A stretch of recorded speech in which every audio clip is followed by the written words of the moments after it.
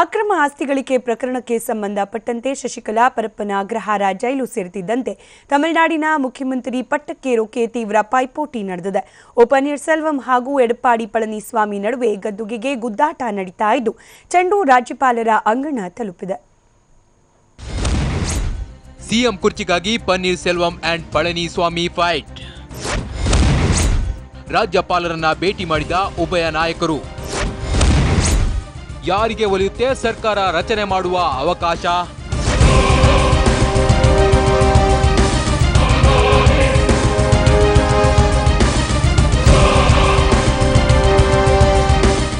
ದಿನದಿಂದ ದಿನಕ್ಕೆ ತಮಿಳುನಾಡಿನ ರಾಜಕೀಯ ಕಾವು ಪಡೆದುಕೊಳ್ತಿದೆ. ಅಮ್ಮ ಮಣ್ಣು ಸೇರಿದ ಹಿಂದೆ ಸಿಎಂ ನಾನೇ ಅಂತ ಕನಸು ಕಾಣ್ತಿದ್ದ ವಿಕೆ ಶಶಿಕಲಾ ಜೈಲು ಸೇರಿದ್ದಾರೆ. ಇದೀಗ ತಮಿಳುನಾಡಿಗೆ ಸಿಎಂ ಕುರ್ಚಿ ವಾರಸುದಾರರಿಲ್ಲದೆ ಬಣಬಣ ಅಂತಿದ್ದು ಪನ್ನೀರ್ಸೆಲ್ವಂ ಹಾಗೂ ಶಶಿಕಲಾ ಆಪ್ತ ಎಡಪ್ಪಾಡಿ ಪಳನಿಸ್ವಾಮಿ ನಡುವೆ ಕುರ್ಚಿ ಕಾದಾಟ ಬಿರುಸುಗೊಂಡಿದೆ.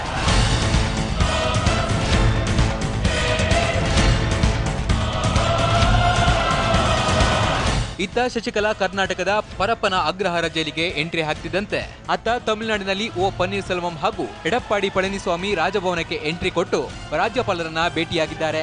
ನಿಮ್ಮ ಪರವಿರುವ ಶಾಸಕರ ಪಟ್ಟಿ ನೀಡಿ ಅಂತ ರಾಜ್ಯಪಾಲ ವಿದ್ಯಾಸಾಗರ್ ನಿರ್ದೇಶನ ನೀಡುತ್ತಿದ್ದಂತೆ ರಾಜಭವನ ತಲುಪಿದ ಉಭಯ ನಾಯಕರು ಶಾಸಕರ ಬೆಂಬಲ ಪತ್ರವನ್ನ ರಾಜ್ಯಪಾಲರಿಗೆ ಸಲ್ಲಿಸಿದ್ದಾರೆ. 10 ಜನರ ತಂಡದ ಜೊತೆ ರಾಜಭವನಕ್ಕೆ ತೆರಳಿದ ಶಶಿಕಲಾ ಬಣದ ಸಿಎಂ ಅಭ್ಯರ್ಥಿ ಪಳನಿಸ್ವಾಮಿ, ನನಗೆ ಎಐಎಡಿಎಂಕೆಯ 124 ಶಾಸಕರ ಬೆಂಬಲವಿದ್ದು ಸರ್ಕಾರ ರಚನೆಗೆ ಅವಕಾಶ ನೀಡುವಂತೆ ರಾಜ್ಯಪಾಲರ ಬಳಿ ಮನವಿ ಮಾಡಿದ್ದಾರೆ. ಅಲ್ಲದೆ ಇದಕ್ಕೆ ಪೂರಕ ದಾಖಲೆಗಳನ್ನು ಸಹ ಪಳನಿಸ್ವಾಮಿ ರಾಜ್ಯಪಾಲರಿಗೆ ಒದಗಿಸಿದ್ದಾರೆ.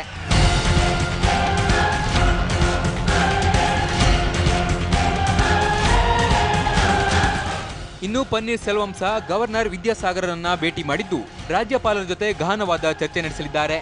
ಕೆಲ ಒತ್ತಡದಿಂದಾಗಿ ನಾನು ಸಿಎಂ ಸ್ಥಾನಕ್ಕೆ ರಾಜೀನಾಮೆ ಕೊಡುವ ಪ್ರಸಂಗ ಎದುರಾಯಿತು. ಹೀಗಾಗಿ ರಾಜೀನಾಮೆ ವಾಪಸ್ ಪಡೆಯಬೇಕಂತ ಸೆಲ್ವಂ ರಾಜ್ಯಪಾಲರ ಹತ್ತಿರ ಗೋಗರೆದಿದ್ದು ಸರ್ಕಾರ ರಚನೆ ಬಗ್ಗೆ ಸಹ ಮಾತುಕತೆ ನಡೆಸಿದ್ದಾರೆ.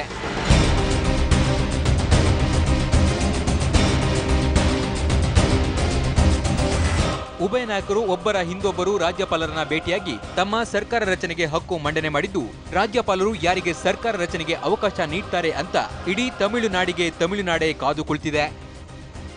Bureau report, TV9.